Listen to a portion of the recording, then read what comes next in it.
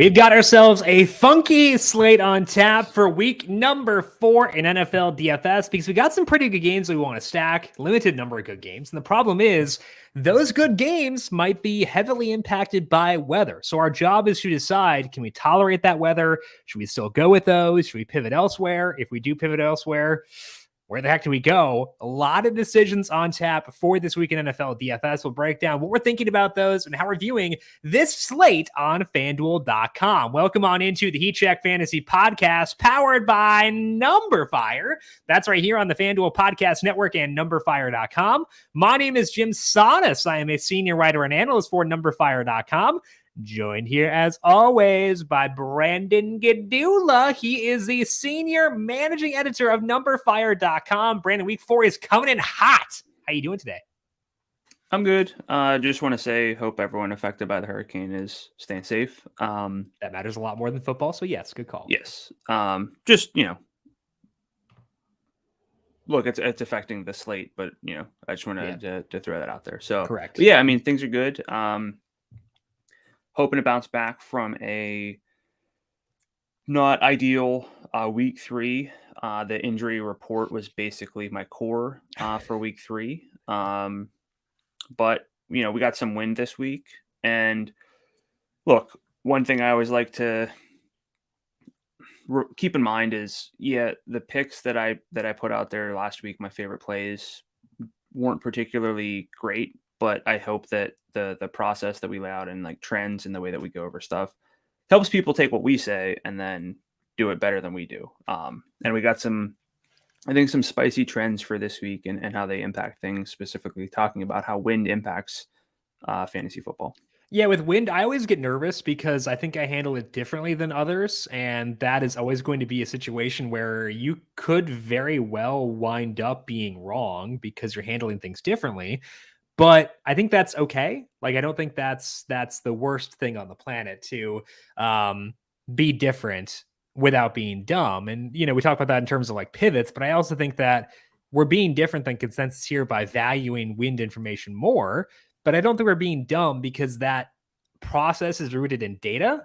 So it is a bit nerve-wracking for sure, but I think it's the right way to play things. We're going to break down what the wind impact is, injuries impacting the slate, games to stack, and much more. But first, a reminder to make sure you are subscribed to the numberFire Daily Fantasy Podcast feed. Wherever you get your podcasts, we, of course, are on Apple Podcasts, Spotify, wherever else you get your podcasts, you can find us. If you like what you hear, leave us a rating and review. We, of course, have 2 weekly NFL podcasts, MLB every weekday until next Wednesday, when that's over and done with.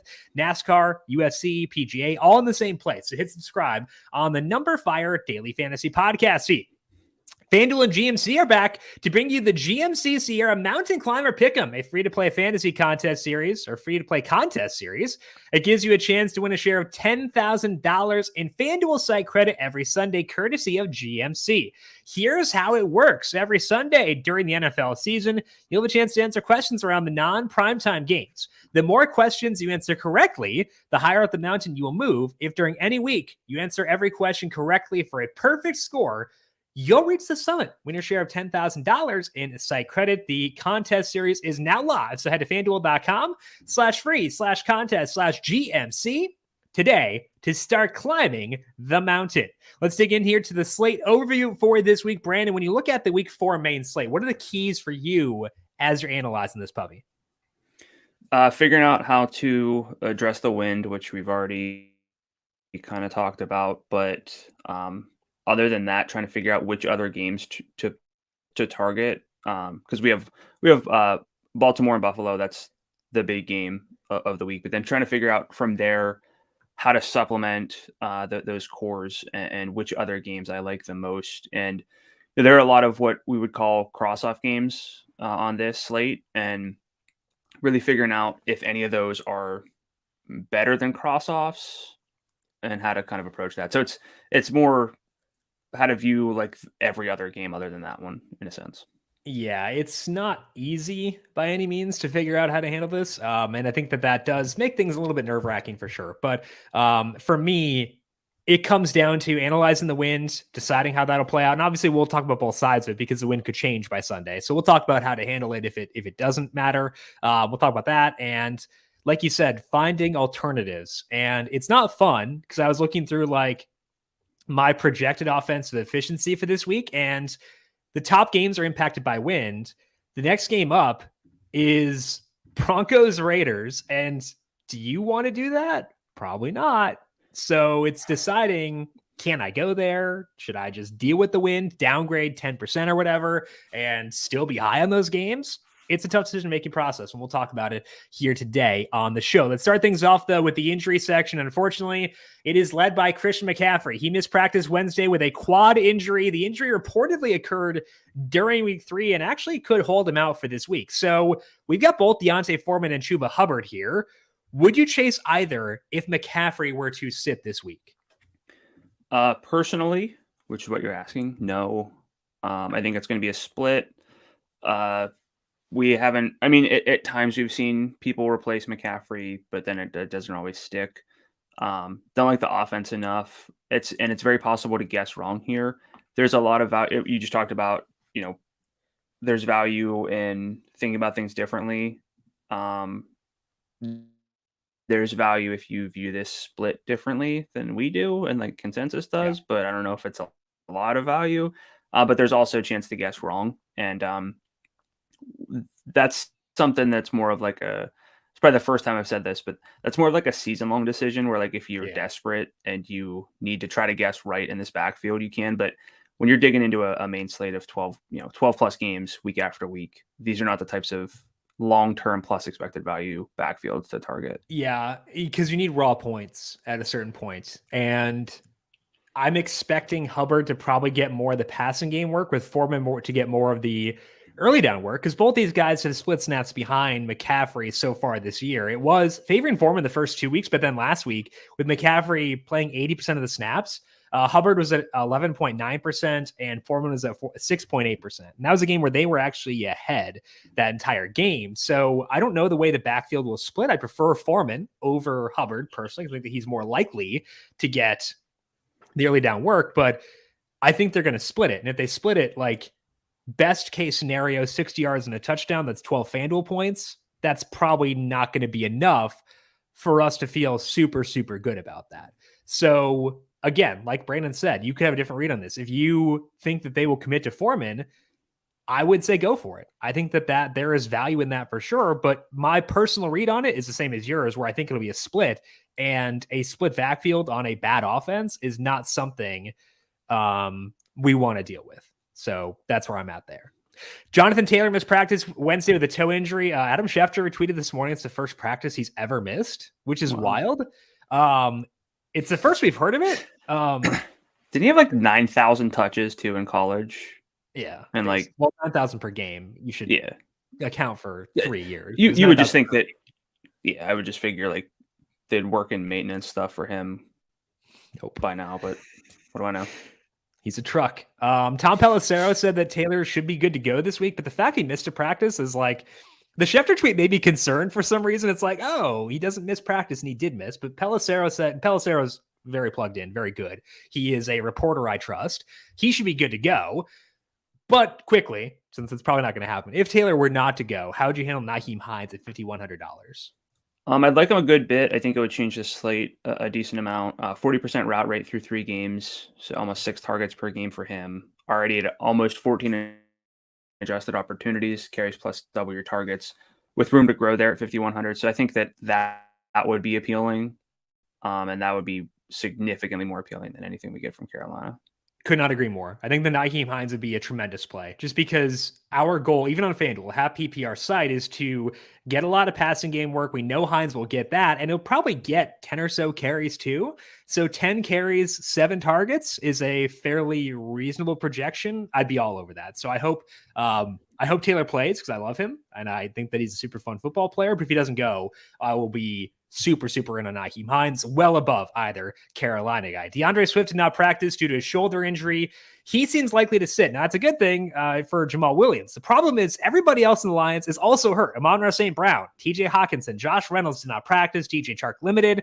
We'll talk about this team in the bookmaker section. David Montgomery didn't practice Wednesday with knee and ankle injuries. He's called day to day. Not sure what his status will be, though. So how are you viewing Khalil Herbert at 72 if Montgomery cannot go? if they both play, I don't want either. If there's no Montgomery, I think Herbert is basically a lock button play almost at that salary. 20 carries, 2 targets last week for 76 expected rushing yards according to Next Gen Stats and 157 actual. So I want to keep that in mind. But even if you combine the expected rushing yards and the receiving yards he was at 88.1. So 24 adjusted opportunities in that span. I think that's great. And with how running back is shaping up, it's something that I would be very, very into. Yeah. I think that I'd be pretty high on him. Where would you view him relative to Jamal Williams at 74 if we assume that both Montgomery and Swift cannot go? Probably just both, but yeah, I think I would lean Williams a smidge because I like the offense more. Yeah, I might lean Herbert a bit more because I think that there's less chance he splits time with guys, but I think it's close. And I think that the both answer was the correct answer there. Hunter Renfrow missed practice again Wednesday due to his concussion. It was his absence last week that freed up Mac Hollins to go bananas. So what's your view of the Raiders offense, the passing game here, specifically if Renfrow does wind up sitting again? Yeah, I think I'd have some interest in Hollins at 58. It's only a matter of time before Devontae has a big game. He's 79, if I'm not mistaken. Yeah. And then, jumping ahead to tight end, we have Mark Andrews this week and then everyone else. Effectively.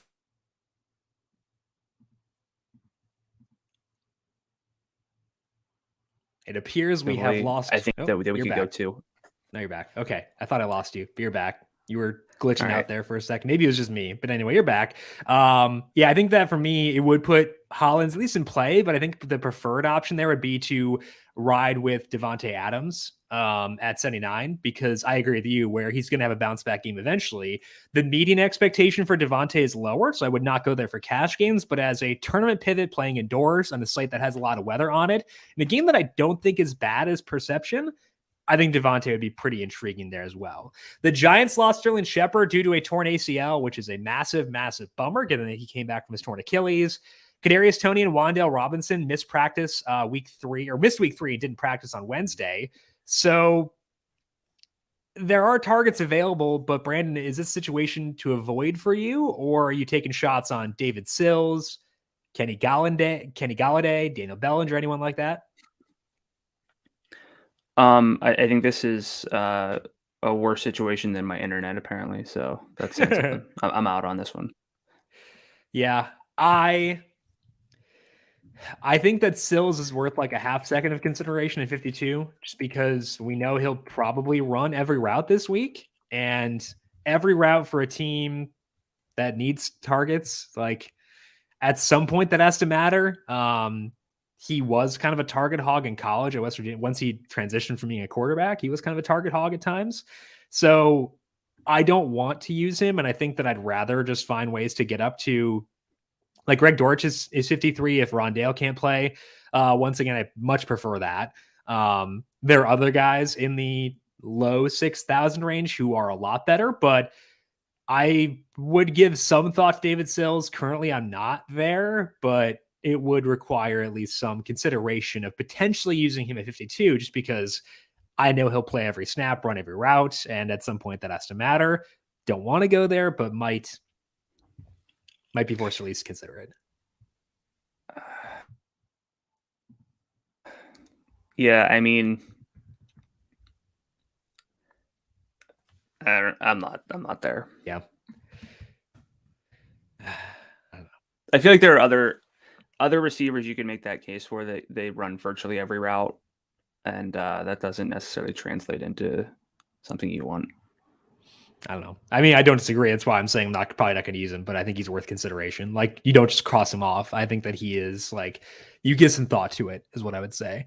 We actually do have some positive injury news for this week. Zach Wilson is back. That's kind of fun. He will start for the Jets, facing off with the Steelers. Now, the Jets were a pretty pass-heavy offense under Joe Flacco, but I'm not sure they'll be that under Zach Wilson. So how does you view the Jets shift with Wilson starting against the Steelers? It would impact things more if I cared about this game at all, but this is one of the the games I care about the least. I don't think I'll target anyone aside from the defenses. I will say that this almost feels like a David Sills kind of thing, but Najee Harris at 7,000 at a certain point has to be someone that we look at a little bit longer.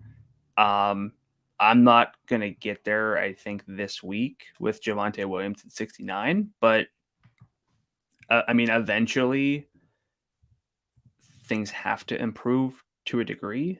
Yeah, I don't disagree. He's getting a lot of red zone work, which is not super common among all running backs right now. He is still getting some targets. He's not the lowest juice player in the world. He's close, but he's not the lowest juice player. 89 yards in scrimmage in week 2. So I think that you're right to mention him. I'm not totally out. And with Javonte being there, Dameon Pierce is around there, Khalil Herbert is there, DeAndre Swift is, or Jamal Williams is there. No one's going to use Najee Harris. I think the one issue I have is that this is sneakily a really bad defensive versus offensive line matchup for the Steelers. They're bad against everyone, but the Jets defensive line is pretty underrated. So yeah, I think that's probably, I probably won't get to Najee. I think that there is, if you're running 150 in a huge tournament, maybe you want to go Najee there, but probably not for me. All right. So you try to write off Travis Homer on Monday's recap podcast. But Travis Homer's on IR. And with Homer getting hurt last week, Rashad Penny played 68% of the snaps. So it's a fun game, allegedly. Any thoughts to Rashad Penny with no Travis Homer in a great game? Yeah, I think I have to. I mean, I like Penny as a talent. I just never like the role in the situation within this offense. But 6,700, look, we've talked a few times already this season about how building just a straight up balanced lineup is not ideal. And we need guys with big ceilings. But Penny can churn out yardage. He can break some big runs. He has not scored yet this season. That's something that eventually will have to change, even with some red zone trends being down for running backs. So he's on the list. Yeah. My question to you here is Penny at 67 or jump down to a Devin Singletary at 62 in a great game, or a J.K. Dobbins at 58 in a great game as well? Dobbins over Penny, because I don't know. I thought he looked okay last week. He did pop up in the injury report with a chest injury on Wednesday, but is limited in practice, so he's probably okay. My guess would be that they were going to scale him up. I'm a bit lower on Dobbins now than I was Monday because John Harbaugh talked glowingly about Justice Hill, which was odd. So a little bit lower than I was, but I think I'd still rather go with J.K. Dobbins given the situation for him. If it's Rashad Penny versus Devin Singletary, I think there's a lot more juice in the touches for Penny. The Bills may need to run more because of the game, but I don't know if they can run. Singletary does get more passing game work, which is pretty valuable, but I feel like I would go Penny by a hair over Singletary, but then Dobbins over both, potentially. Yeah, that kind of goes, that says a lot about how we're viewing running back this week in the slate overall. Yeah. There's only one guy I love, and that's Saquon Barkley. I don't love anybody else. Everyone else I'll use, but I don't love them. Yeah, I was going to say, well, are you going to use, I don't know if this is the right time, but are you going to use Nick Chubb at 92? Probably. I don't know if I can get there in lineup constructions. Yeah, I mean, it depends on if we get both Jamal Williams and Khalil Herbert. That does make things easier. If we have multiple guys we can get to, because I've got, I had a lineup that was before the McCaffrey injury. That was McCaffrey, Saquon, Javonte. If I just flip, Saquon down to Jamal or whatever, Jamal or Herbert, and then flip McCaffrey one up to, actually it's only $400 difference between McCaffrey and Chubb. So yeah, I'll Chubb. He's got path to the RB1 on the slate, a pretty obvious path, I would say as well. It's not a perfect role, but it's one of the better roles in this slate. Yeah, it's just a Nick Chubb Cordero like mini stack is nightmare fuel for me because I'm not going to get there myself. And You should. I'm telling you now, you're going to regret. Like, I'm letting you know that, like, if we're viewing things from a ceiling perspective, you should be on those two guys because they actually have juice, whereas a lot of people do not. okay, let's say you're building 10. I'm trying to safeguard myself from having to listen to complaints on Monday morning is what we're doing. No, I get it. Like, Nick Chubb is a nemesis of mine still for the fact that he has, how many targets does he have this year? He has 2 per game. I'm seeing 1, 3, and 1 on his player card. I had 1, 3, 2, I think, but whatever. Yeah, okay. But he scored 4 times in the past 2 games. He did have 141 yards, 143 yards from scrimmage in week 1 for 14.8 FanDuel points with no touchdowns.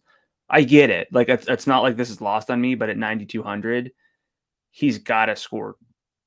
He's got to. And I know he can do both. I know he can. This is just like, he's not. I think the difference is I'm not saying he's a cash game play. I'm saying that he is a tournament play because his ceiling, he has the ability to be. He has a better ceiling than most guys on this slate. I understand what Nick Chubb's ceiling is. And that's what we're playing for, is for ceiling. The path to get there is very obvious because he's very good at football and scores a lot of touchdowns and gets a lot of work in a very good game. Okay. So then, all right. Bet me, Nick Chubb versus Rashad Penny. Who do you prefer? Is this a joke? No. Apparently you hate Nick Chubb, so tell me. I'm saying at 9,200, he's not going to fit what else I'm doing. Are you going to play McCaffrey or Taylor this week? Yes. They're How are you playing every running back? You're playing 12 guys?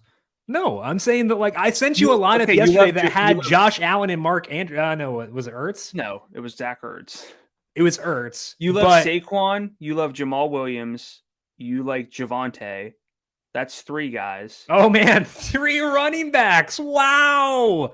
What a moron. Get this guy off the show. He likes 3 running backs? Loser. All right. I feel like you're getting a little defensive here, but. No, I'm right. Getting a little right. Well, you're going to play Cordero and Chubb. You're going to play. I didn't say I was going to play Cordero. I said that I consider Cordero because he has a ceiling. Well, you're going to play McCaffrey and Taylor. I know you won't play Austin Eckler, so I want to ask about him. Also, McCaffrey would not play, so it wouldn't matter. I'm guessing he's probably not going to play, to be fully honest with you. So, like, it sounds like he probably sit, so it'll whittle things down. I'm just thinking from the context of, like, how I'm primarily approaching things. Nick Chubb is very, very difficult to wrap my head around how I'm going to build him into lineups. Okay, I sent you one of McCaffrey yesterday. You changed $40 around, and you got Nick Chubb in your lineup. Very easy. Very easy. I sent you the lineup already. Just change $400 worth, and then you're fine. All right. You'll be fine. You should use Nick Chubb. I'm telling you this right now. Okay. Okay. You should use Nick Chubb. I'll use him. Not in cash games because the role concerns are there. But from a ceiling perspective, like we talked about this with Derrick Henry, what are the odds this guy burns me for not using him? At $9,200 with his role in that game, I would say the odds he burns me are 25%. So 25% exposure to Nick Chubb. Okay. I'm with you. Are you, or are you lying to me? I think you're lying. At a certain point, guys have to be off the list. Yeah, but I'm not going to, he won't be the one I cross off the list. I'll cross off some jabroni with no ceiling. Okay. Like Austin Eckler. Okay, let's move now to the bookmaker info for this week, starting off with the Bills at the Ravens. The total is 51. Bills favored by 3. Both of these teams have banged up secondaries. Both have electric offenses. There is wind in this game. So I want to leave the wind discussion for later on because hurricane paths can shift. And we don't know definitively that this game will be impacted by winds. We'll talk about the wind later on. If we assume the wind is not prohibitive in this game, Brandon, are there any other paths to failure for you for Bills and Ravens? Not really. Both these quarterbacks have rushing ability. Maybe you say that they don't throw enough passing touchdowns here. If the wind, like, again, I know we're like leaving the wind, but that's kind of a route. These teams can also get a little bit weird with who they throw to in the red zone, and that can be kind of hard. But I mean, the salaries for most of these players, aside from the quarterbacks, I guess Stephon Diggs is up there, and obviously Mark Andrews, but like we have other paths here with Rashad Bateman, Gabriel Davis, both running backs that we would consider low salaries. So that's less harmful to how I view this thing because you can stack this game up and just defray some of the cost of rostering Stephon Diggs, Mark Andrews, either quarterback with the value pieces on the other side. So I don't know. I like it, and even with wind, this game's not particularly scary for me. Yeah, I think that the good thing is what you alluded to is the salaries. Salaries are very reasonable across the board here. Like Rashad Bateman, his role is not as good as I thought it was once I dug into him yesterday. So that was a bit annoying. But like we know he has a good ceiling. And I can go with a balanced lineup and still stack this game. And that's not something we always get for the premier game on the slate. So to me, I think that it just grades out really well. Now, we did get a question on YouTube asking about why we're so high on J.K. Dobbins. Wanted to talk about that quickly because I think that he is one of the factors within this game that does make it a bit easier to stack. And Dobbins, $5,800 for this week. And I'm expecting his workload to increase now that he is one more week more acclimated. And the other thing, too, that I think helps here is that he's been practicing in full for a couple weeks now. So practicing in full, got his workload in last week. I think you said 62% snap rate in the first half for Dobbins. Facing off with the Bills. Yeah. Facing off with the Bills, a team that the Ravens will probably be more physical than defensively. Like I just remember that Jonathan Taylor game last year where he went bananas against the Bills. They're a good defense overall, but could see some more physicality. Ronnie Stanley actually practiced in full on Wednesday too, so he might be back here. I think that's why Dobbins is at least in play at 58. Now the question would be, do you prefer Dobbins or do you prefer a wide receiver in that range in a flex position? That's a worthwhile discussion to have, but I think the Dobbins specifically for game stacks, very much viable this week. Yeah, so it's a game stack only play. He did play 62% of the snaps in the first half last week, which is promising. I will just say that I prefer Devin Singletary to Dobbins within the same game, just because we could see Singletary get 5+ targets and it wouldn't surprise us. Dobbins is not going to get there. But it's more of a, if you think this game is billed properly, that could lead to, a couple short handoff touchdowns to Dobbins, more more long rushes for Dobbins, who definitely has that in his arsenal. So that's the case for Dobbins. If he was in a worse game, if he was playing like the Steelers, I wouldn't be considering him. Yeah. So it's the game environment, the potential for the role to improve from what it was for the full game. That said, it's still game stacks only, I think, for both of us. Yeah, I agree with your assessment that he probably won't get 5 targets. He was more of a factor in the passing game than most Ravens backs, though. He actually is tied for the lead in targets for the Ravens this year. He has 2. Justice Hill has 2, and Kenyan Drake has 1. So, and he had 17 yards on those. So we got some juice on those as well. So he's not a core play. He's not a cash game play. He is game stacks or mini stacks only, but I think that he is viable enough to be included inside that discussion. What's your view of Bateman here? Because he was the guy who kind of gave me the biggest issue. So again, it's game stacks only. We're both more open to flexing a receiver this week than really ever, just because running back is not ideal. And there's also a lot of receivers who have moderate salaries, we'll call them, but paths to bigger games. I think Bateman is still trending more toward game stacks only. I will say, despite overperforming expectation in terms of FanDuel points based on my model, he's actually had a catch rate under expectation or over expectation of -10 percentage points. So, there's a case to be made that he does a little bit better with that workload. But right now, this is the Mark Andrews show. That gives me pause with Bateman. So again, game stacks only for Bateman.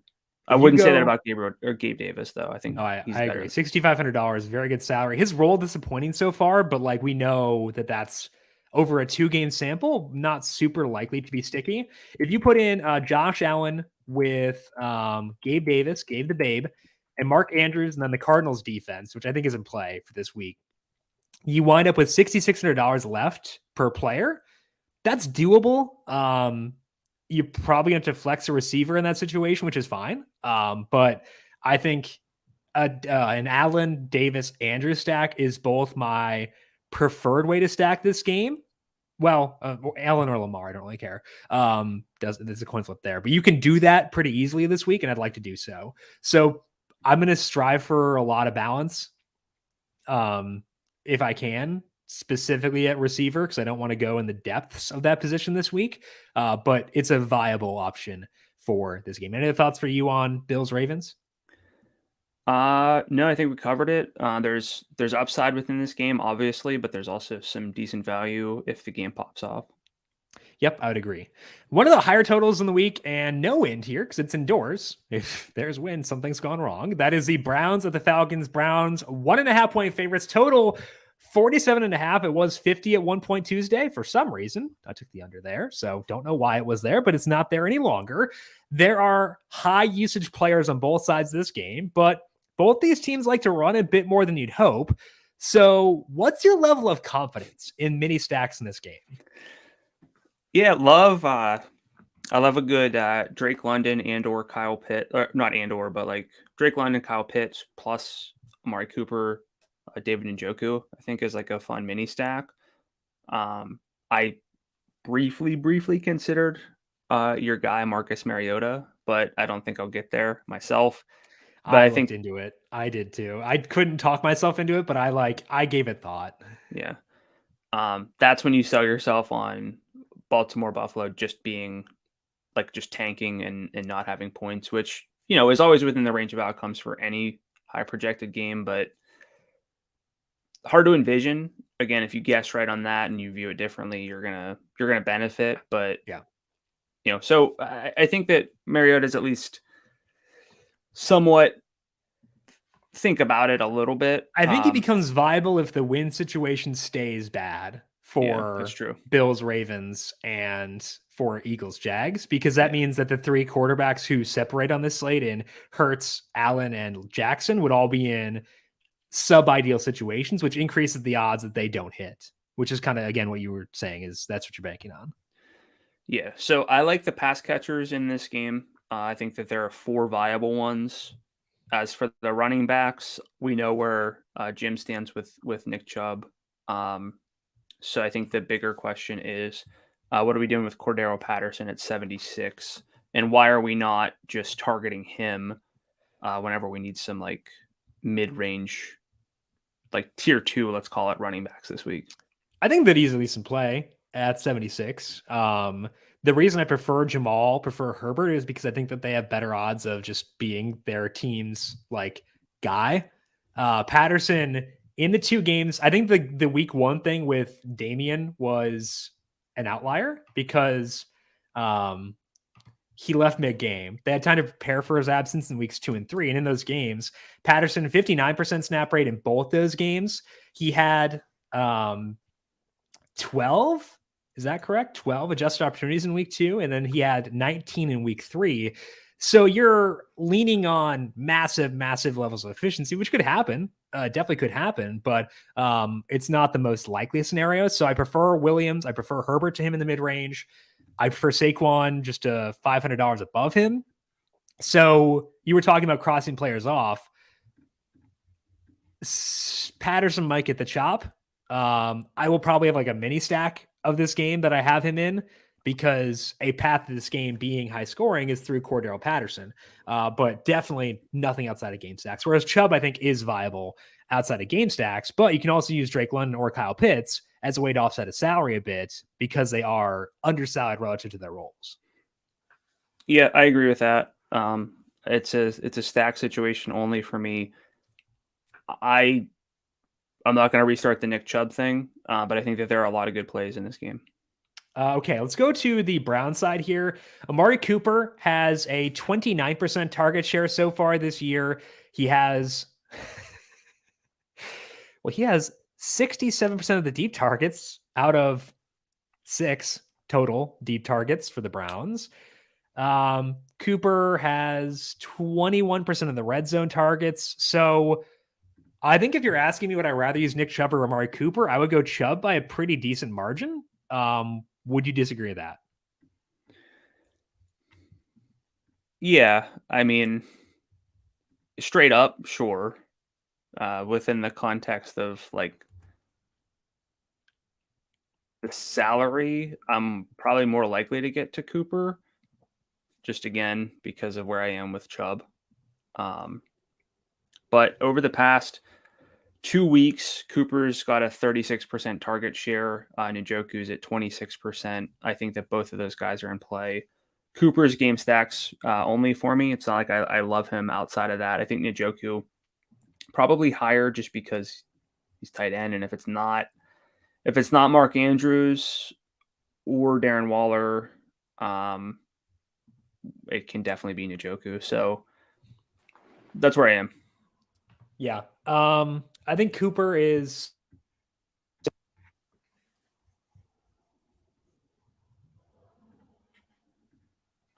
Did you mute yourself?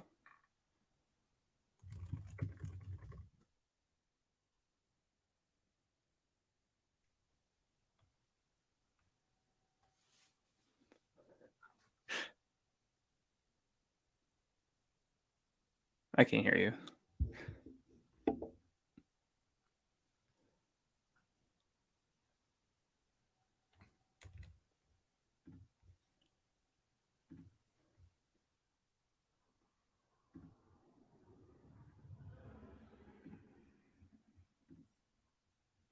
All right. Looks like we lost Jim here. So the case for Njoku for me stems from the fact that he's actually second in target share among tight ends over the past 2 weeks, trailing just Mark Andrews, who's up at like 40%, but Njoku is up to about 26%. And again, we're looking at a pretty weak tight end slate overall, where we have Andrews, who we all definitely want access to at 8,400, with Waller at 65. I think Dallas Goedert is appealing if he's fully good to go at 6,200. But it's not the best passing offense overall, and I think that that's why I'm a little bit lower on the idea of playing Nick Chubb as well. We need efficiency to lead to red zone chances, and that should be there. But for me, Nick Chubb is probably the most polarizing play of the week. Where last week, for example, 23 carries, 113 yards. You love that yardage upside.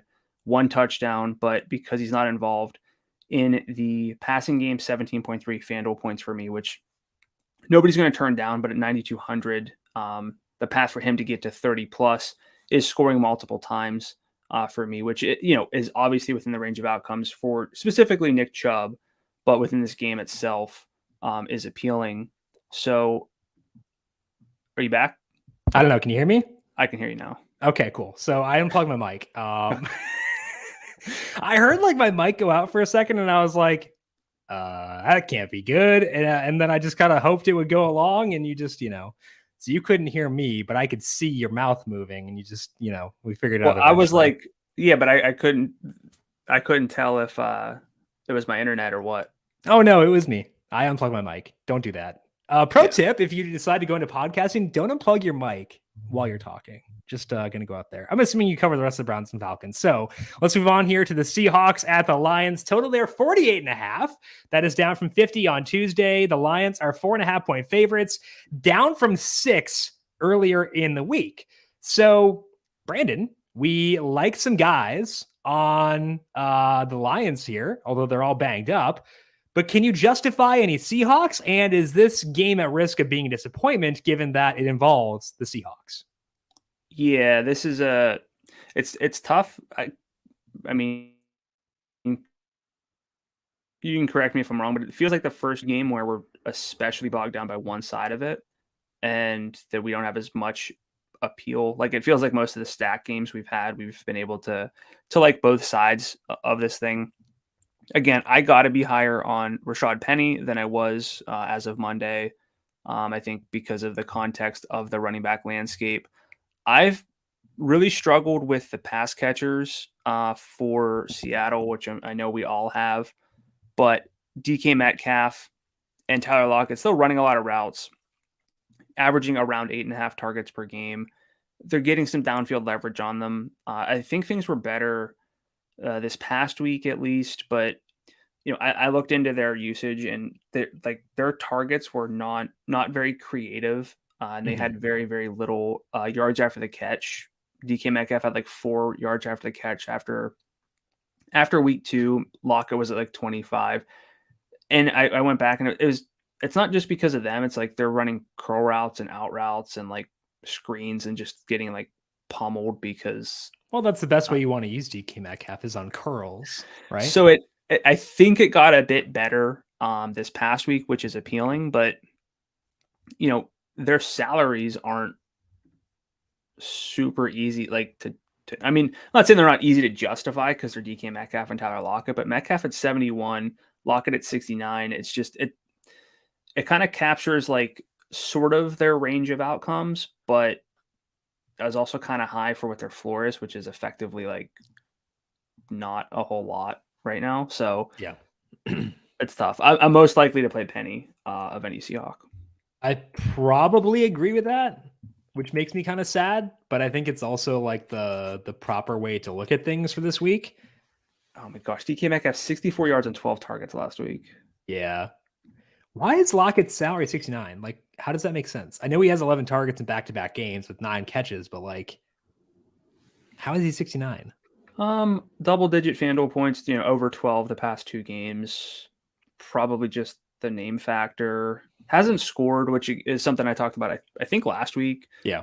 That should help with expectations. So, it could be like a Lockett week just based on regression. If you give someone like 11 targets a game with his skill level, eventually he can take one. But I don't know. But you'd much rather use Cortland Sutton or Devontae Smith, correct? Yes. Yeah.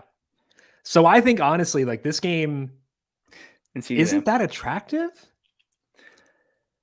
It's not bad. Yeah. But with the health of the Lions, that could lead to some disappointment. With the usage of the Seahawks, that could lead to some disappointment. So if I force you to pick between Marcus Mariota, Geno Smith, and Jared Goff, the gym special, which one would you choose? Mariota. I agree. I think it's pretty easily Mariota, but like I don't, I could be wrong in that too. So I don't know. I think this game is just not that fun, honestly, which is a bit of a bummer. So Amon-Ra St. Brown, though, does sound like he's somewhat in question for this game. He did come back after he got hurt on Sunday, but like they weren't committal to him playing. Hypothetically, if he does not go, are you going at DJ Chark? You going at Josh Reynolds if he plays? How are you handling things then? Because that opens up a lot in this offense, but probably also dings the efficiency a lot. Yeah, it definitely would. Chark at 57, TJ Hawkinson, assuming he's healthy enough to play at 54, I think would get a boost, but it could be a bit uglier. I mean, Goff's been efficient, of course, throwing to Amon-Ra St. Brown for like 90% of his targets, it feels like. But yeah, it's probably a game where I don't like it as much as the total. Then again, it is not like subject to heavy winds, so right. Gotta again, you hope factor that. I've seen a dome collapse before, so I know it can happen. Yeah, but so Jared Goff, when he is throwing to Amon-Ra St. Brown, is at 0.4 net expected points per attempt, which is a very good number. 0.4 is phenomenal. When he's throwing to DJ Chark, negative 0.01, TJ Hawkinson, negative 0.39. Josh Reynolds, 0.75, so decent efficiency there. But I think the overall takeaway is this offense would take a massive step back with no Amon-Ra St. Brown. I think they'd take a step back with no DeAndre Swift too. So I might just wind up being out on this game, which is not fun to be out on a Lions game, given the way they played so far this year. But with the way it sets up on both sides, I think that could be the potential takeaway there. Let's dive in now to our trends discussion for week number 4 and talk about that wind, because wind is one of the headliners for this week. You dug into what that does for fantasy output. We talked about this a bit last year, but you did a different method for this one. So what'd you see when you looked at the data? Yeah, we're also going to talk about stuff we talked about last year, just as refreshers, because I don't even remember all the things that I researched. So, but yeah, there's a chance that wins are up for a lot of games this week, specifically the best games of the week. And I know that wind is more of like your thing, but I wanted to dig in and see what I could find. So I have data since 2016 for pregame projections based on numberFire's model and actual results, bucketed out by win splits. I have 0 as its own split, which is going to account for domes. in games with no wind, then 1 to 5, and then from 5-degree increments from there. But I also have info on game level point totals based on those wind splits. So if you look at games with no wind since 2016, those average 47.3 points per game. 1 to 10, there was really no difference, so I'll just lump them together. 46.6, but that's 0.7 points down already with some wind and outside of domes, specifically making up a lot of those no wind games. But 11 to 15, it's already down to 44.5. So that's about 3 points down from games with no wind. And then from 16 to 20, which we have some games that could get there, 43.4. So that's about 4 points down from the games with no wind.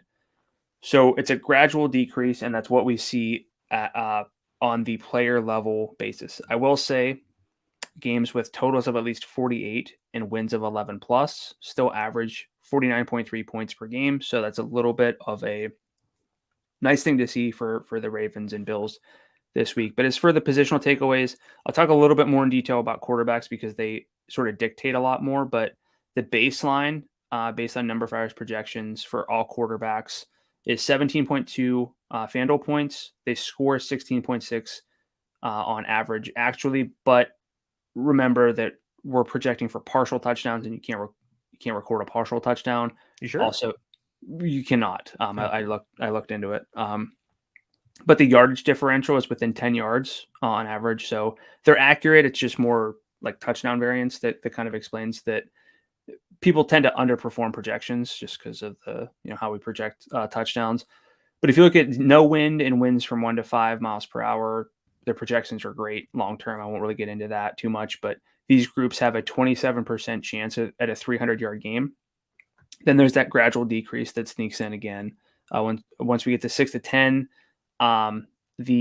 it's still a good projection overall, but the chance for a 300-yard game jumps down to 22%. So that's already 5 points down with winds of 6 to 10 miles per hour. By the time we get to 11 miles per hour, we're effectively seeing 1 to 2 points shy of projections, 20 to 30-yard drop-offs in projections, which again, long term, the projections are very good at projecting yardage. We see it less so with the heavier wind games, and the odds of a 300-yard game jumps down below 20%. Again, with no wind, it's 27%. With winds of double digits, it's under 20%. So that is going to impact the rest of the players in those games. Rushing quarterbacks are less impacted by this. Their passing yardage dips, but their projection is still a lot better because of that rushing production, which is relevant this week for Lamar Jackson, Josh Allen, and Jalen Hurts. Running backs not impacted a ton. Their projection does go down a little bit. It's not based on yardage. Their yardage is still viable, but it's more about the game environment and touchdown output. So you don't have to bump down running backs too much. Just don't think of it as like, well, they're going to get leaned on a ton more, and that's going to lead to more fantasy points. That's just going to lead to more rushes if that happens and fewer touchdown opportunities. For tight ends, it's similar with running backs, but a bit worse. There's kind of a sweet spot for tight ends to overperform, and that's when the winds are under 10 miles per hour. Their yardage outputs are fairly stable, but again, we're probably seeing the touchdown variance, the point totals going down, fewer touchdown chances for these guys who are dependent on touchdowns. So wind is not ideal for running backs or tight ends, but it's not super, super damning for the running backs. And then for receivers, we kind of see it really kind of impact things. Wide receiver ones, who are the top projected receivers for a team, go over 100 yards at a 22% rate when the wind is 5 or lower, including those dome games, 16% when it's 6 to 15, and only 12%, so 10 points down when it's 16 or higher. So if we get winds of like 15 plus-ish in that range, really scale back how you're going to think about these receivers. They score over their projection 44% of the time. In low wind games, again, it's not 50% because of those touchdowns, but 39% in the moderate wind games and 37% in those high wind games. So look, it's gradual. It's not a given that these players underperform, it's not a given that these guys don't score, that they don't have big games. But if we're able to take a step back and say, what happens overall when wind is up? It's bad for fantasy. That's different than saying you cannot play these guys. It's different than saying like fade this entire game. Just keep that in mind. So with that said, how are you viewing the wind this week, assuming that the projections are somewhat accurate and that everything doesn't just go away? How does it view your view of the slate? I think that what you do is downgrade, take kind of a numbers-based approach based on what you said and downgrade like 10% your expectations for guys. And if you think that 90% of Lamar Jackson is still above other quarterbacks in the slate, then use him. Like there's still a path to that. But I think you want to make sure you're making that adjustment and also decreasing, like we talked about the Nick Chubb thing. What are the odds this guy burns me? That's a proxy for talking about ceiling. Decrease the odds they burn you for not using them. Like, don't decrease it to 0, but like decrease it. And if you still can make the declaration of, okay, I still like this guy despite making this change, then feel good about them. So that's kind of the way I want to view it, is not in a black and white scenario. You can't use anybody in 15-mile-per-hour winds, but a lot of times when you downgrade them 10%, there'll be someone else who grades out better. Maybe not a quarterback for this week. I think that it does increase the odds that I would go with a no stack situation, or I pair Lamar with J.K. Dobbins as opposed to Lamar with Bateman or something like that. You mentioned the tight end situation, could go Mark Andrews as well, but like Bateman specifically might be downgraded more in that situation. So I wouldn't go Devin Singletary still, I don't think. But I would say just downgrade expectations. The second question I think that is pertinent is if we decide downgrading Lamar, Allen, and Hurts 10% makes them less enticing at their salaries, where do we turn instead? So looking at my projected offensive efficiency numbers, the number 1 game on the slate is Baltimore-Buffalo. Shocker. I know you're surprised. Number 2 on the slate is Philadelphia-Jacksonville, also dealing with wind. So there's that. Number 3, Denver and Las Vegas. Oh, no. Oh, no. Oh. Russ is 71 throwing to Cortland Sutton and Jerry Jeudy against the Raiders secondary. And I really didn't even give him a thought. I will say, because we both like Cortland Sutton, I like Jerry Jeudy just fine this week as well. I think we both like Javonte, if I'm not mistaken. Mm-hmm. Russ has played 2 top 12 quarterback defenses based on numberFire's adjusted metrics. He's played 1 that was a bottom tier defense. That was Seattle. Against Seattle, he threw 42 times in that game, threw 31 and 33 the other games, but 340 yards, just the 1 touchdown. But maybe he's just like matchup dependent now or something, and give him 340 and just pile on 2 more touchdowns to that. But like, we would be thinking about Russ a lot differently. I agree. If he had that, eruption game in week 1, maybe 71. I think that if the forecast holds, this is what I'll say. If the forecast holds, I will have a non-zero number of Russell Wilson lineups, as sad as that makes me. The other team that is interesting from this perspective and looking at potential pivots is the Chargers. Herbert obviously looked really like he looked banged up, but he still had some really nice throws in that game. They rank 3rd in projected single team offensive efficiency for me this week, behind Buffalo and Philadelphia. Facing off against Houston, no Rashawn Slater, both breaks my heart and actually does downgrade them quite a bit, but might get Keenan Allen back this week. I think that a Herbert Keenan stack, I don't want to use Dameon Pierce, but like if I'm trying to stack that game, maybe I toss him in there. I think that the Chargers also interesting in terms of finding ways to pivot without totally going against what my numbers say for this week.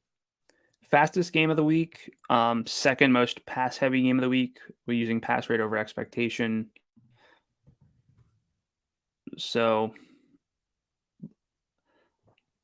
all right, let's just say right here, right now, wins are as projected come Sunday morning still. What percentage of your lineups are not going to use the big 3 this week? I would still probably have them in 75% of rosters. Okay. Would it be 100% between Allen, Jackson, and Hurts if the wind goes down? My hope would be to make it 100% yes. I can't say definitively it would be, but that'd be my hope. Yeah. Okay. Is that same for you? Yeah. Okay, cool. So let's talk about the Jags offense here that we did talk about wind, and they are impacted by that. But again, things could change. So let's talk about the Jags here quickly because it's a non-elite total, but I still like this game a lot. The Eagles, they're obvious. We know why we like them. But let's talk about the Jags because the Jags just 21st in pass rate over expectation based on your numbers. That is down from where they were in week 1, but they've also had huge leads in each of the past 2 games and have been content to run it in those situations. That also matters to that equation. I'm not too concerned about that facing off against Jalen Hurts. When they have thrown, the Jags have been pretty awesome. Their team-wide passing efficiency ranks 6th based on numberFire's metrics. It ranks 4th in the main slate behind Jalen Hurts, Lamar Jackson, Josh Allen, the 3 guys we discussed earlier on.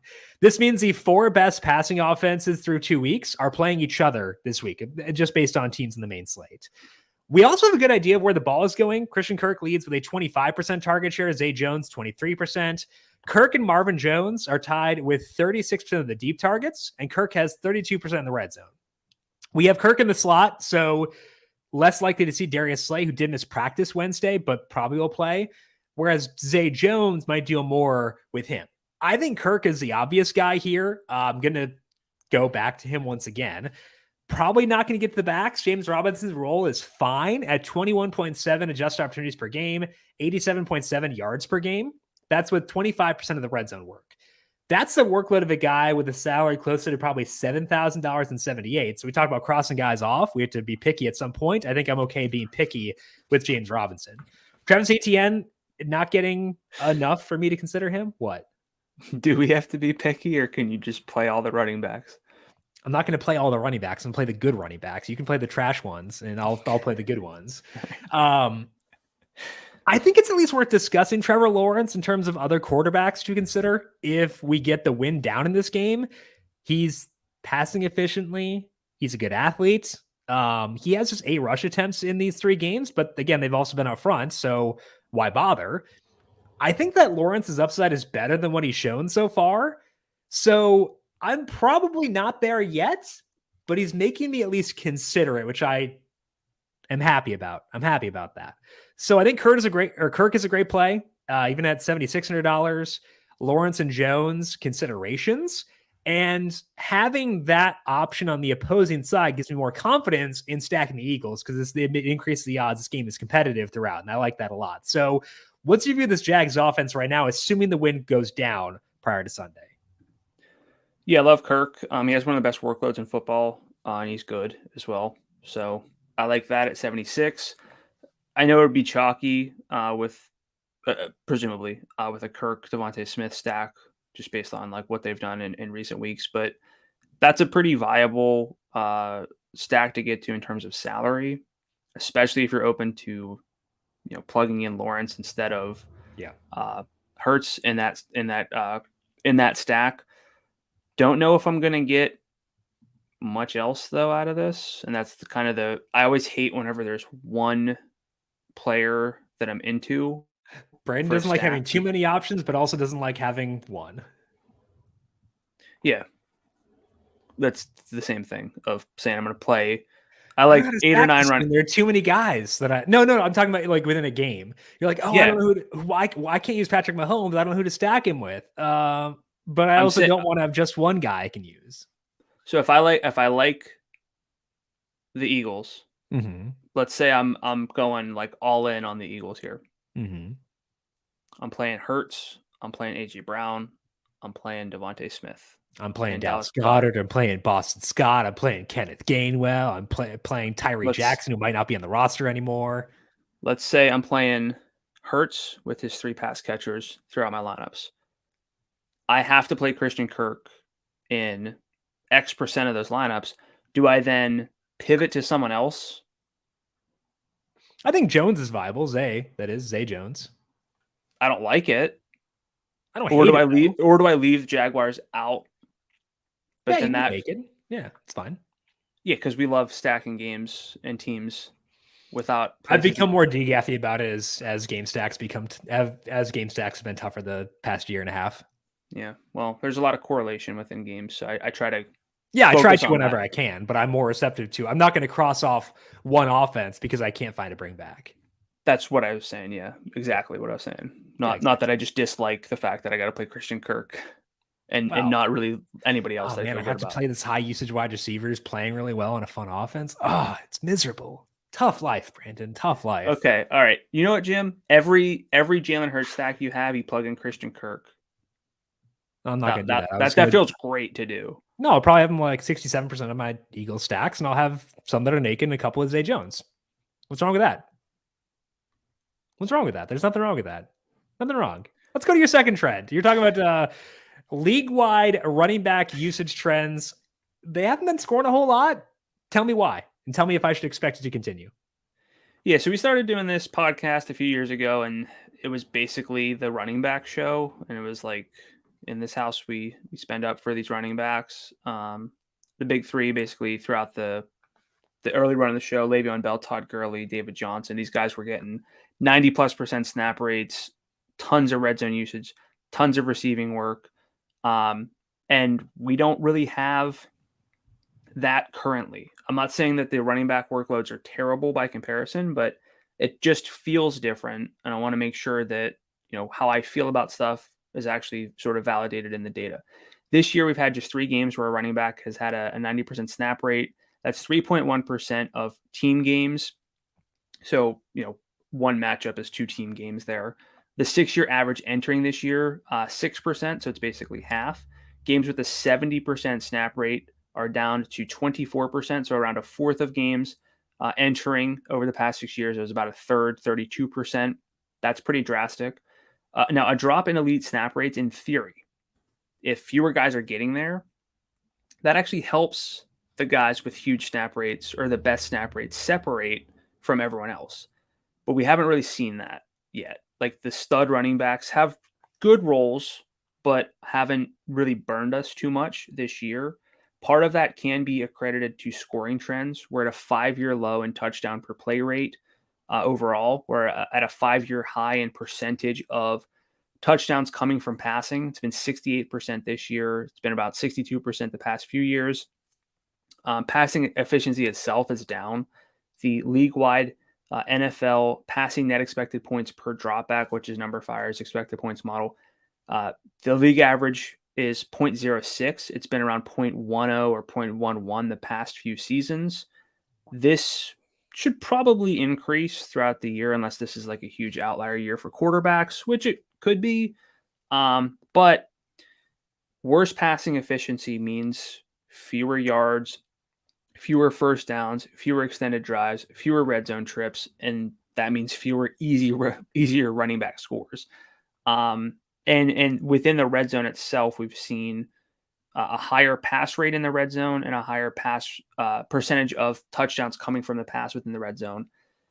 That is much higher this year, the passing in the red zone, than it has been in recent seasons. But in the past like 2 or 3 seasons, it's actually been skewing a little bit more run heavy than it did the years prior. So this could be a bit of a correction. And I don't want to just say it's going to scale back to what it did last year, because it's kind of the past few years have been a little bit more run heavy. So I at least wanted to throw that out there.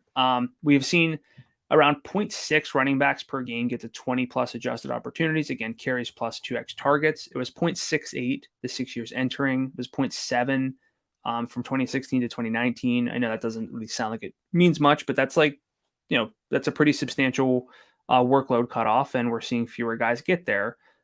With decent certainty, I feel like I can say the best running back roles are not nearly as good as the ones in the past years, because the red zone workload is not there. But some of these guys are still not that far off. Like Leonard Fournette, not on the main slate, but his workload's great.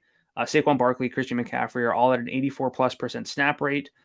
Those are top 11 marks since 2016. I don't want to say like there's no, featured backs in terms of snap rates. Joe Mixon, Jonathan Taylor would have top 15 adjusted opportunity marks per game in this span, with Fournette and Barkley still rating out well.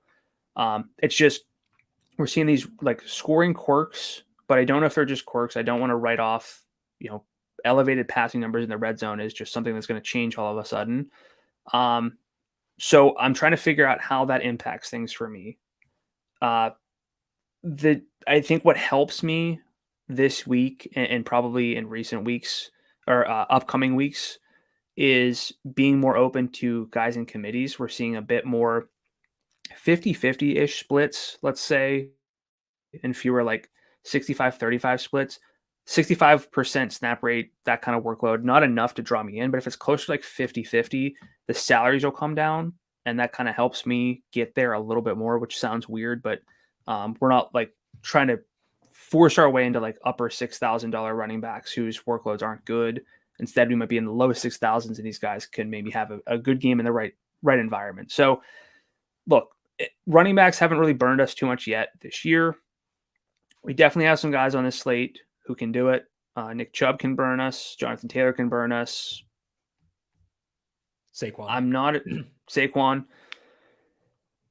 It feels different, and it has been different, but I'm a little bit more open to like receivers in the flex this week, and that's how I feel about things. What are your thoughts here? Yeah, so typically if I'm at around like 100% running back in the flex on FanDuel, I think that might scale back to 67% or so this week. Is that an overreaction or is that fair?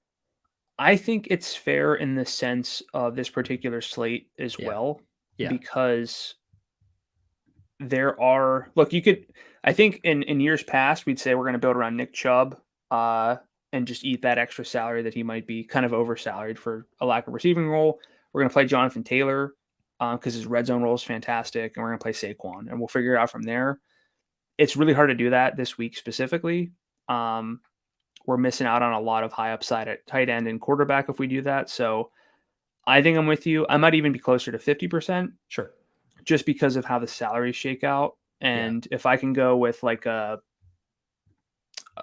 Drake London versus Devin Singletary in the flex. Oh yeah, for sure. I'm going Drake London. 100%. I think that once you get below Javonte Williams, if I need a guy below $6,900, I think I'm going wide receiver in the flex every time.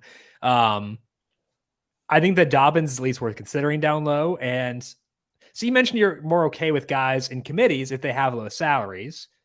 We have a guy who has a low salary and is in a committee, pretty good football player. Breece Hall, 63, facing off with Pittsburgh, who's gotten kind of shredded by running backs ever since the start of last year. Would he fit what you're looking for because of the work in the passing game, or do concerns around the offense in general and that game in general push you off him at 63? So I like this game about as little as I could like any game. But I think that's a good example here, though, of the type of running back that I think I have to be more open to. Yeah. I don't know if like Tony Pollard at 6,000, like he's more involved in this offense than he has in the past, where it's skewed. Zeke would be like 7,000. He's showing yardage upside, which is nice. So like, I'm not saying I'm playing Tony Pollard, right? But I don't hate it as much because it's not like a 65-35 split where Zeke's oversalaried for what his like cap ceiling is, and Pollard's just like an afterthought because he's not getting enough work. We're starting to see a little bit more of those shifts. Again, all of this does mean that the guys who have those roles, like Saquon, that's still extremely valuable. And that actually separates over like what Zeke would have been historically. Right. But the lower salaried from guys with committees, like you can project things pretty well at running back because it's a little bit more, especially compared to like receiver, it's more consistent and projectable. So I don't really know if there's any guys there this week aside from potentially Singletary or Dobbins because I like the game so much. But it is changing the way that I'm viewing running back for this year. At least do you want to do a Singletary versus Hall bet? Breece Hall? I would take that.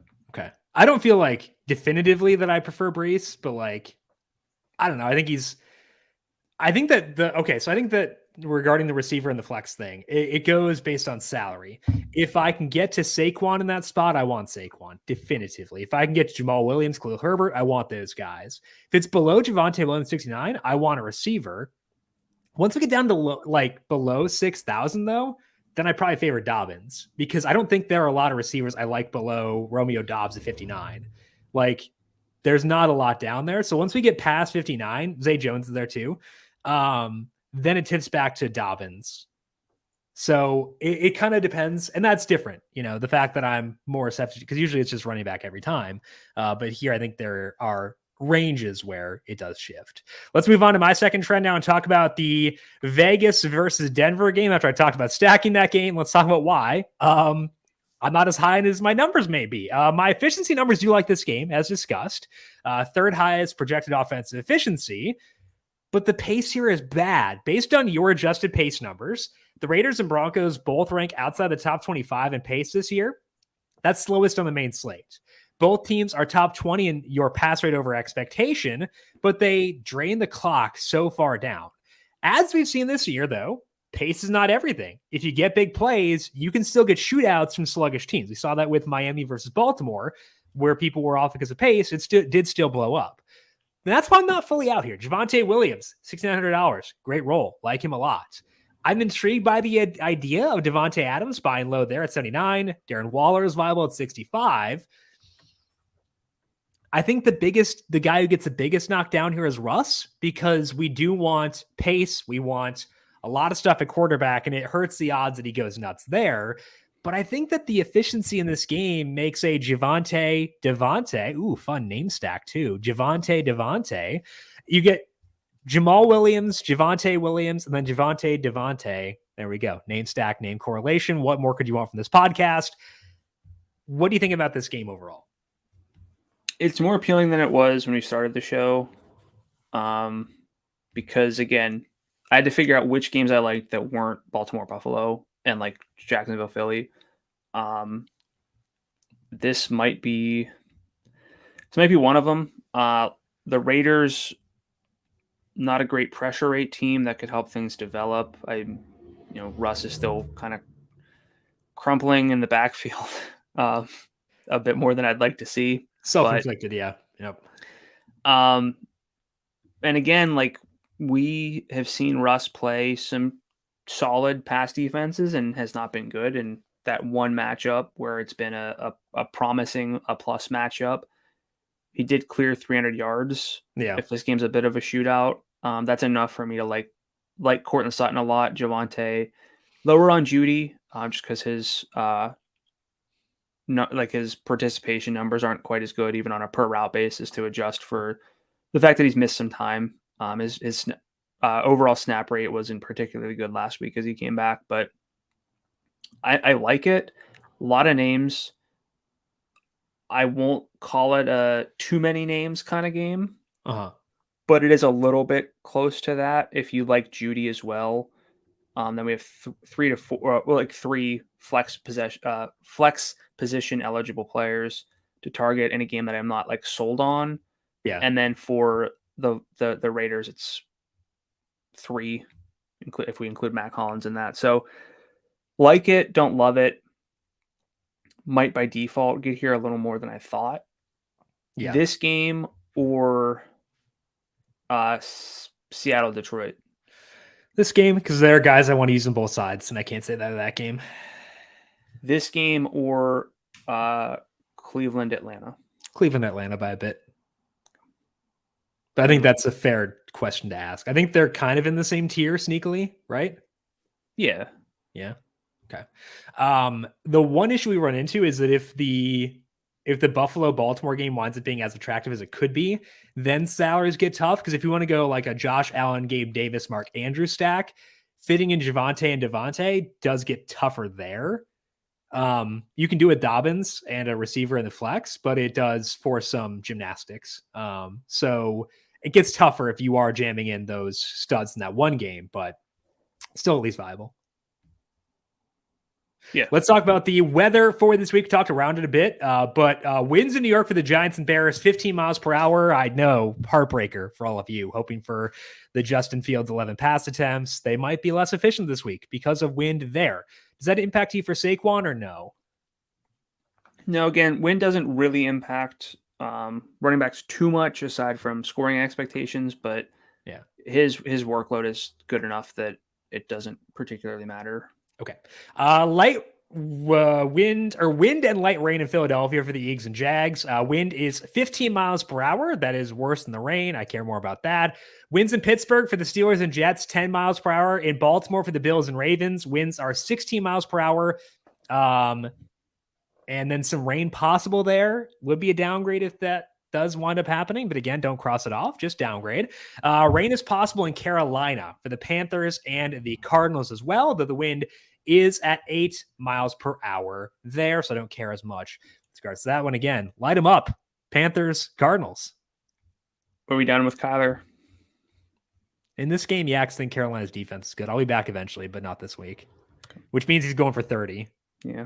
So get your Kyler Murray shares in while I'm off. That is the rule. Okay, let's go with our positional plays for week number 4. Brandon, who are you targeting on FanDuel this week?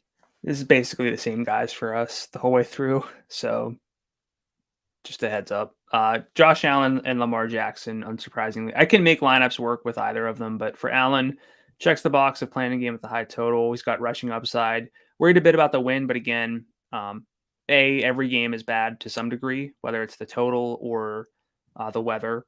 And rushing quarterbacks are less affected by high win games that just run more or run enough to perform well versus expectations. And look, Baltimore got torched by Mac Jones last week on the ground, 5 for 31 and a touchdown. Haven't really faced it. He had 5 for 31 last week. I was on a plane, so I didn't see most of that game. Yeah. Mac attack. Nimble. Yeah. It was nice in a league where I really needed him in a super flex. But also love Lamar. Just kind of selling off for the quarterbacks this week with the assumption that wind is at least under like 15 miles an hour. If it goes up, I will probably go to Justin Herbert or Russ, I think. Yeah. But look, Lamar's facing the 20th ranked adjusted pass defense. He's averaging 87 rushing yards per game. Buffalo also hasn't really faced a rushing quarterback yet this season. Really hard to see how Lamar doesn't, rush for 50 and have some decent passing. So yeah, Josh Allen and Lamar are my top 2 guys as well. So I think that if the weather holds, you downgrade them. But even I think that I would honestly say even like 10% downgrade. You asked me before what percentage of lineups would have one of Hurts, Jackson, or Allen. I think I'm going to stick with 75%. So that's still a pretty high number. So I think even if win does hold 75%, Russ would probably be the primary quarterback I would turn to if not, which is part of why I'd keep it at 75% because the next most viable option is not super attractive. Maybe I get to Marcus Mariota, but probably not trying to thin things out that much. I worry about the ceiling. I don't worry about the floor with Mariota. I just want, Can he get me 30? I don't think I can answer yes to that right now. So that's Mariota or Russ? There. Probably Russ. Yeah. Right. I think so. Yeah. Mariota will run more because Russ is just a pocket passer at this point. But I think given the match, he had a little bit of that spark. Yeah. 6 carries, 17 yards and a weird flip to Melvin, just lighten it up. He's back. He's back. Running back, what do you have there? You go first because we have so much overlap. Yeah, Saquon Barkley, we haven't talked a lot about him yet, but he is the top priority at any position on this slate for me. Like the guy I want the highest exposure level to. Through 3 games, Saquon is at 28 adjusted opportunities per game, which ranks second on the slate. He leads the slate in yards and scrimmage per game. He has 41% of the team's red zone chances. So those things that Brandon discussed being downgraded for running backs, not the case with Saquon Barkley. He is the one guy standing out here. I did like McCaffrey before he popped up in the injury reports. He's probably not going to play if I had to guess. But I also think that game stacks of JT and Derrick Henry work. I think Nick Chubb works, but Saquon is the priority on this slate. My second love is Javonte Williams. I think that his role is still good, despite the fact that things have been kind of funky for the Broncos. He's at 12 carries and 7 targets per game. It's kind of like a Kamara-esque role. I think that term gets tossed around more than it should, but also 12 carries, 7 targets is kind of Alvin Kamara's game. The Raiders defense, I think, stinks. They're okay against the rush. They rank 9th by my numbers, which blend priors with what they've done so far this year. So they're pretty good there, but he gets to work in the passing game. pretty good bargain at 69. My third love is actually higher salary than Javonte, but I like him a bit less than Javonte. That's Jamal Williams. I had reservations earlier on this year about Jamal Williams, what his role would be if DeAndre Swift missed time. But I think I've gained more confidence in him as that has gone along. 20 carries and 2 targets last week. The biggest flaw remaining for Jamal Williams that I still think that Craig Reynolds and Justin Jackson could mix in for passing game work, but that's still not enough to push him lower than third for me. So to me, my rankings are running back in terms of priorities for this week. Saquon 1, Javonte 2, Jamal 3. Is he going to be able to... What? I was going to say, is Jamal going to be able to score if DeAndre Swift isn't just carrying the ball to the 1 and then fair question out? So he has to do the work himself, you know? Yeah, that's a fair question. I like him too. No, I think it's a fair question. What'd you have at running back? Saquon, best snap rate among all running backs at 87%, 136 scrimmage yards per game, also a position best. 68% route rate. Guess what? That's also a position best. 18% target share. Not a best, but fourth, so still good. Give me a break here. He's just the best play on the slate at his salary, in my opinion. Second love is Javonte at 6,900. 55% snap rates, 12 carries, 7 targets per game, averaging 84 scrimmage yards. The targets are up, but the route rate's still good, 51%. Vegas is just a middling rush defense. They've allowed 21 catches on 26 targets for 193 yards and a touchdown to backs already. I don't really love looking at that stuff, but I think that it's at least relevant. And it's very possible that things like that are things that coaches notice. So I think that I probably have historically undervalued those types of numbers. Then my third love is Devin Singletary at 6,200. Trailed last week, but had 11 targets, 31 adjusted opportunities, 74% snap rate, and a 49% route rate. He's at a 64% snap rate and a 45% route rate on the season. His first half snap rates, though, 63%, 59%. And this past week, yeah, they trailed and his role was better, but he played 88% of the snaps in the first half. Give me that in the best game of the week. A guy who can also, be their receiving back. I think that there's a lot of, I won't say a ton of upside, but what it opens up, it allows me to get higher upside plays, and it is not unthinkable that he scores and has, just a decent usage game. So I like Singletary at 62. That's fair. I probably should be higher on him than I am, but they just seem so hollow at all times with that team. Outside of when Singletary was playing 95% of the snaps last year, then I loved him. He won me a lot of money, but yeah. Clyde Edwards-Helaire's role got worse in week 3, but let's say it's week 1 or 2. Would you have considered Edwards-Helaire in this matchup at 62? At 62, yes. And I think that's a fair way to frame it. At 73, which he was last week, no. But 62, that's a fair way to frame it. So yeah, fair enough.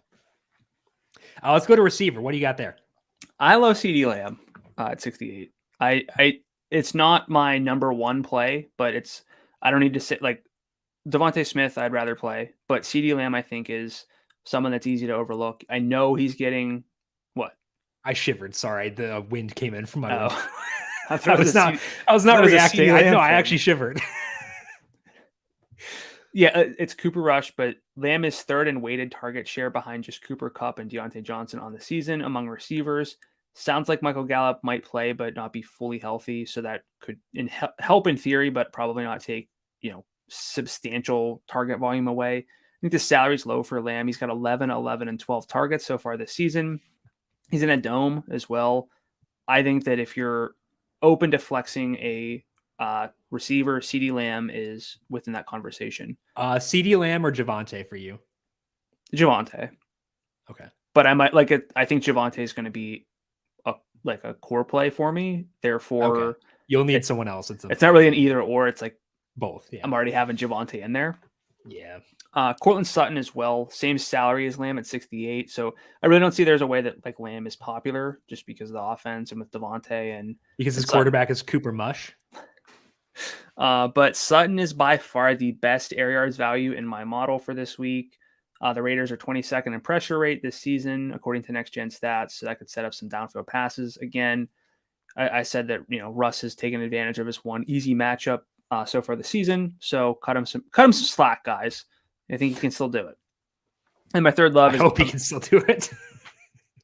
My third love is look. He found something. That's what I'm sticking to this week. He found something when he did that little flip pass. He found a creepy TikTok is what he found. He's like threatening people to eat a Subway sandwich. And like he like recorded this TikTok talking about his dangerous like Subway sandwich. Someone put it over like the Joker when he's like at the party in Batman, the Dark Knight. And it's that I think he has a hostage that he's holding in his house and threatening them with Subway sandwiches. As someone who eats Subway at times, I'm not going to talk about that. Also sponsor our podcast, but like it was creepy.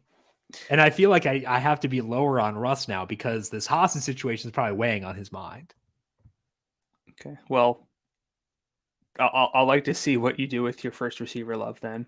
And see if you'll pivot away from it. I didn't say I would lower Cortland Sutton. I said I'd lower Russ. Yeah, you forgot the R in Cortland though, so that's funny. Wind. I like Drake London as well at 63, 22% target share in week 1, but 41% in 2 games since. That's a receiver best. Yes, a receiver best over the past 2 weeks. 9 targets per game though, just because the offense isn't super pass heavy, but still 4.5 downfield targets per game in those past 2, which for me is 10 plus yards downfield.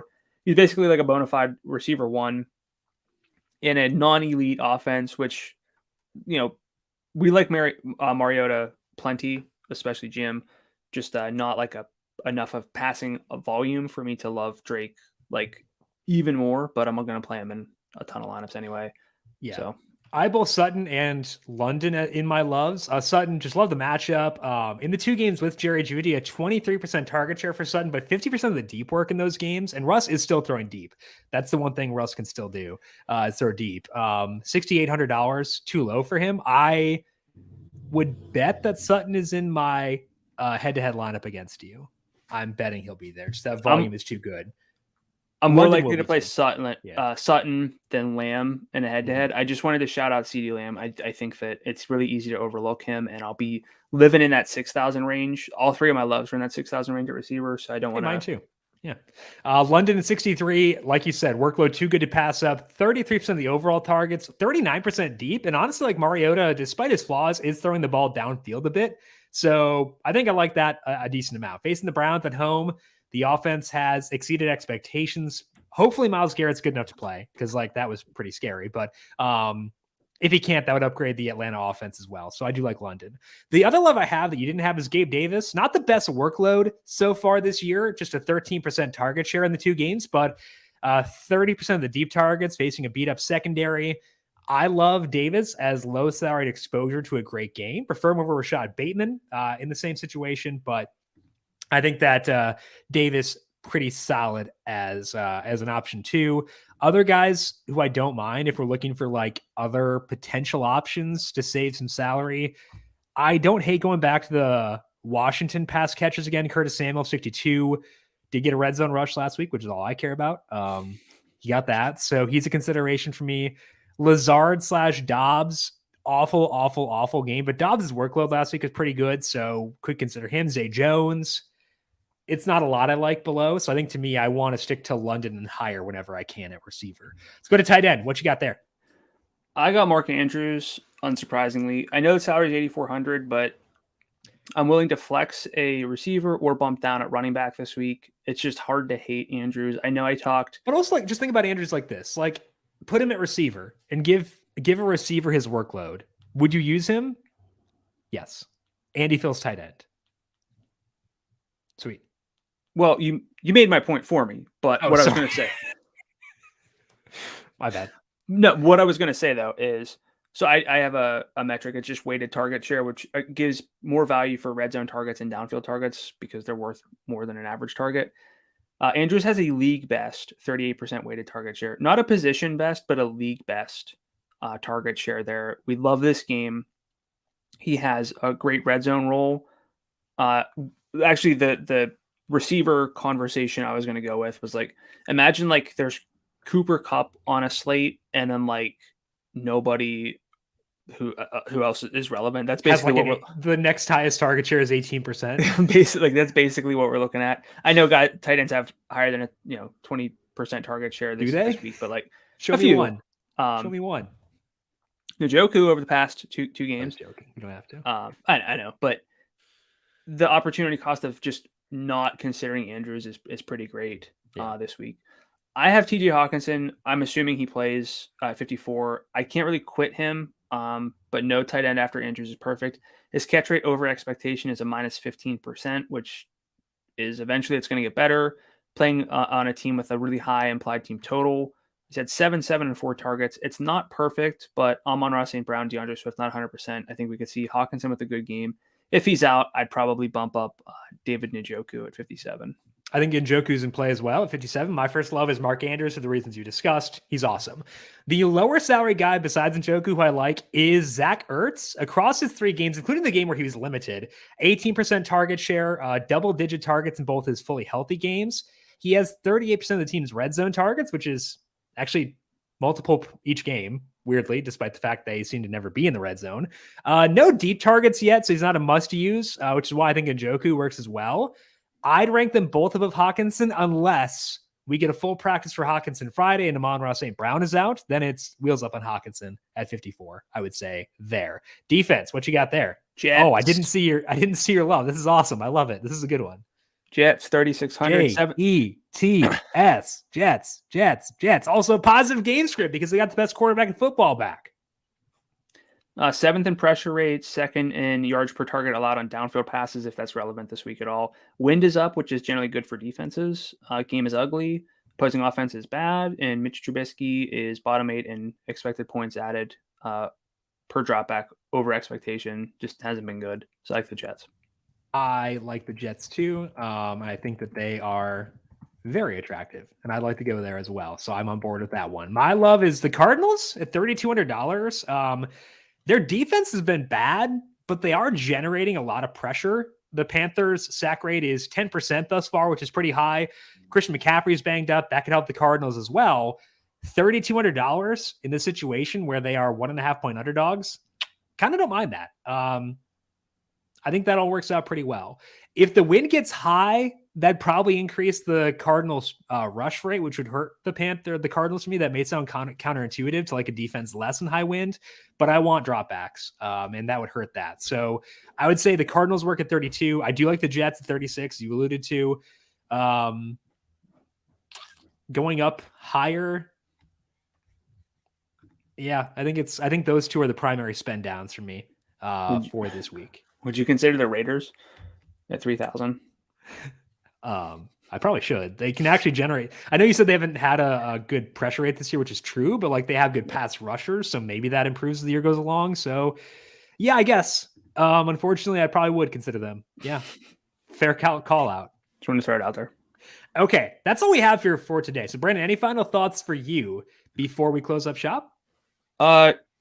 Check the weather. Yeah, and don't write off like high winds is irrelevant. Yeah, I'd agree with that. I will. So I can update the weather on numberFire. I feel like I'm Tom Skilling, who was a weather guy in Chicago for a while at WGN. I feel like I'm Tom Skilling. I'll go in there and I will push the update weather button around 7:30 or so Sunday morning. So you can go to numberFire.com, the games lineups page, check out the weather at that point. It'll be up to date weather based on dark sky weather, which is what I use for baseball. It's always been good to me. So check that out. Tipping point is we downgrade about 5 to 7% between 10 to 15.